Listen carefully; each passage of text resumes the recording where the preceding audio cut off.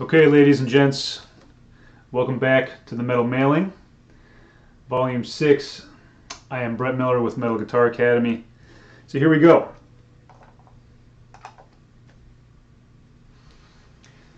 So today's warm-up lick really kind of works the stretch. Warm-up lick? No, warm-up exercise. My gosh. Really works the stretch here. So, and of course we'll go into a little bit more detail as we put the music up here. But here it is very slow.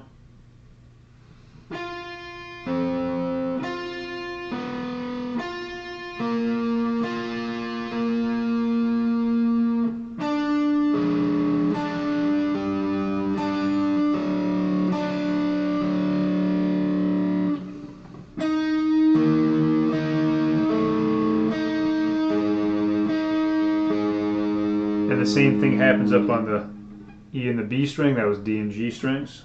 So we have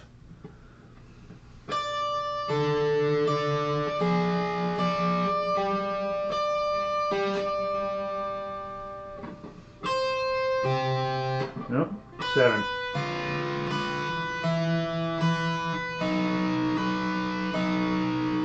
Then the 8th fret with the middle and the, you can tell we're doing pairs of fingers here. Particularly tricky up here on the top 2 strings. Okay, so how does that look? Well, folks, it looks like this. Nope, that's the Fire and Steel lick.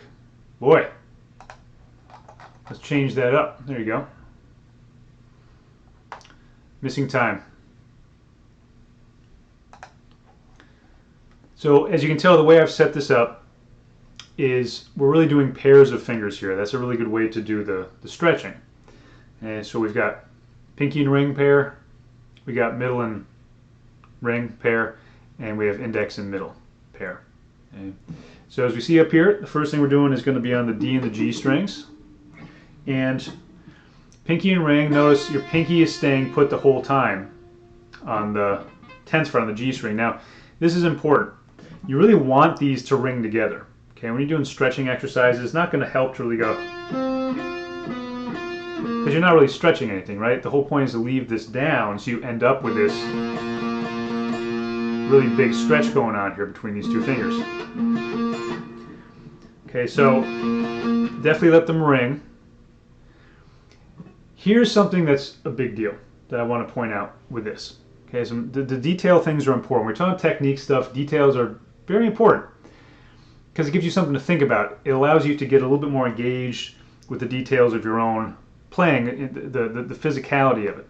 Okay, you're going to be moving your thumb around a lot when you do this. Okay, that's a good thing. There's no problem with that. Okay, now I can't do X-ray vision here for you, but what's happening is, in particular, if we look up here, I think one of the tougher ones here is actually this. If we do the B string up here, the E and the B string. Okay, for all these, I think they're trickier up here, but say I do this.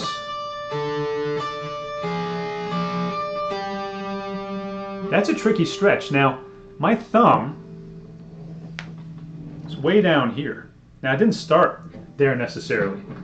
It started here, and what happens is the thumb is gonna move, okay, as you play this. Your wrist and your elbow are gonna move a little bit. Okay, you can see, look at my elbow. When you're doing these hard stretches, a big problem people have is I think they tend to think their thumb has to be set in stone or their wrist has to be set in stone, and then they really struggle because if I stayed exactly as I am right here, I'm getting a little excited here now because I think this is something that, again, you're not going to see pointed out a lot, and I think it really helps people. You know, if I leave everything, wrist and thumb, exactly where it is right now, I really can't get that stretch. I mean, I would be in such an awkward position. Look how angled my fingers would be. No, I need to do a little bit of movement with that wrist and with that thumb back here in order to get this so that it's more practical. So let your thumb go where you want it to go. Of course, you don't want to be doing anything dumb like doing that, or of course, nothing like that. But your thumb can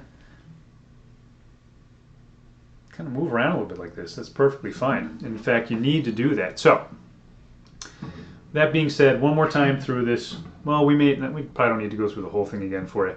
But I want you just to really keep in mind the fingering here. Okay, really pay attention to the fingers. Obviously, the stuff on the B string and the E string.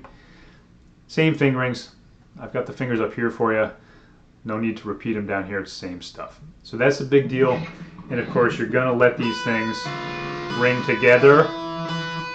That's another tough one back there. I find a lot of people have a problem with those two fingers with the stretch. So, like always with these, if it's too much of a stretch, don't just give up. Just do the thing up on the, higher frets, okay? So it's a little bit easier for you. Great. So now on to the fire and steel. This is another kind of a sweep sort of a lick. I'm just going to scroll it down here for you guys so we can have it up here when we're ready. Okay. So as I always say, like, I don't spend a lot of time practicing these before I come on here, so it is what it is, right? But do my best here. Now this is a neat little lick. I like to honestly take sweep licks when I'm writing them. I mean, exercises are great to do these sort of standard arpeggios, and I'm by no means knocking standard arpeggios. By standard I mean major, minor, and diminished, augmented sometimes, okay? Because those are really great ways to get the good technique with the sweep picking. It's also extremely important to learn all these things on the guitar neck, your triad locations in particular, and you find that stuff in a lot of the Metal Guitar Academy material. There's a bunch of places. It's something that, whether you're a beginner or intermediate or more advanced, you just want to be more on top of these than you probably are. Okay, everybody could stand to get better at these, to memorize them more. So, that being said, when I write solos using sweep stuff, a lot of times I avoid only because, frankly, I mean, you just hear that so often, the straight neoclassical stuff. So for me personally, I like to take the sweep stuff and add in a little bit of interest to it. So this lick is based on a standard 3-string sweep shape. I'm going pick, pull, normal upstroke, down, down, down, like a sweep like that. Okay, most of your 3-note per string sweep shapes, your standard arpeggios, that's a really good pattern. Make it minor, sweep, sweep, sweep, up, pull, up, normal upstroke, sweep, sweep, sweep. But this is a little bit more creative musically. I'm going to be using the open E string. So again, I'll see if I can remember this here. I'll do slow at first, of course.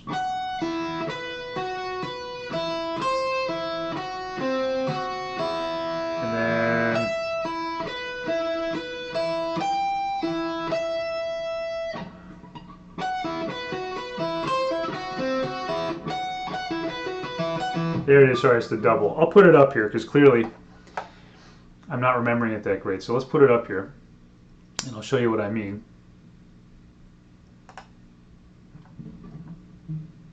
There we are. So you can see we've got the strokes mapped out here. I'm doing a down, pull to open, normal up, sweep, sweep, open string again. One more. That's kind of what I forgot a moment ago. You have that same thing at the beginning and the end of each lick. So.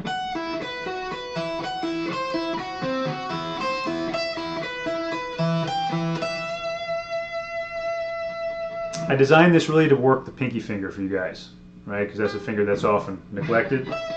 So the sweep shape over here is exactly the same throughout. So I do recommend that you get that first. Take just the first one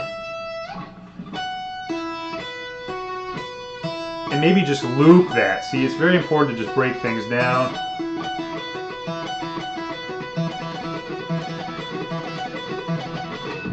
Okay. Won't go extensively into the sweep stuff, explanation, the right hand stuff here in this little metal nailing. But remember, a big deal is the string noise, so you need to make sure that you're using this hand to be muting the strings that you're not playing. Otherwise, you're going to get all this extraneous string noise, and you could be playing the lick perfectly, but it just wouldn't sound that great, okay, because of all the string noise. So that pattern is exactly the same. Here, this is kind of like it's based on a standard diminished arpeggio, but I'm just throwing in the open string instead. Same like this. This is kind of based on a minor, but I'm just using that open E string to make it more interesting. Up here, pinky. You could also play it, if you want to, with the ring finger on the B string. Like that. I'm doing this here with the pinky just again because we want to challenge the pinky. And at the end, it's very important to realize you have this little jump. So each one of those shapes would be great to take out of context and just play them. Here's the, the final one.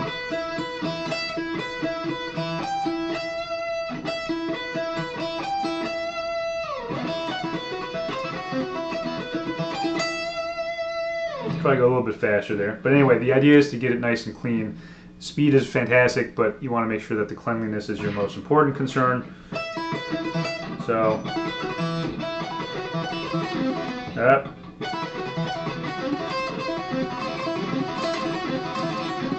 See, if I mess something up when I'm practicing, I tend to just hit it again 100,000 times.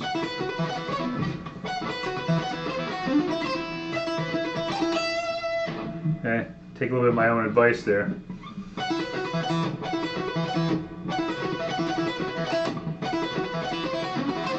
I also need to think ahead. Again, when it's kind of a practice strategy here.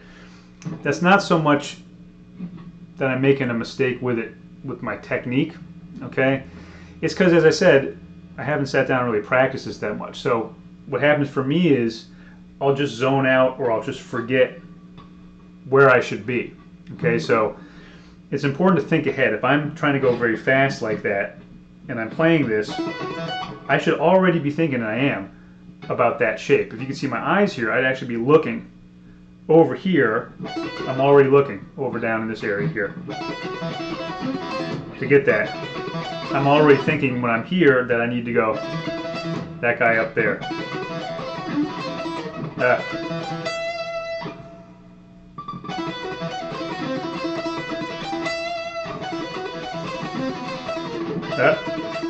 That for me would be where I would have to really double down, because that's the one I'm forgetting. Again, once I'm there, I'm playing it okay, but I'm forgetting that I should put my pinky on that last one there.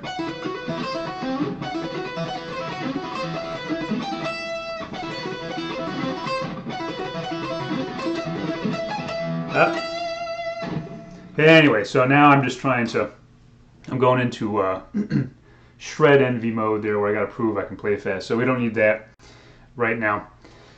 So use the metronome, of course, when you're working on this, okay? And the main thing is going to be this. It's going to be that sweep pattern first that you work on, and really keeping it clean by muting those strings, okay?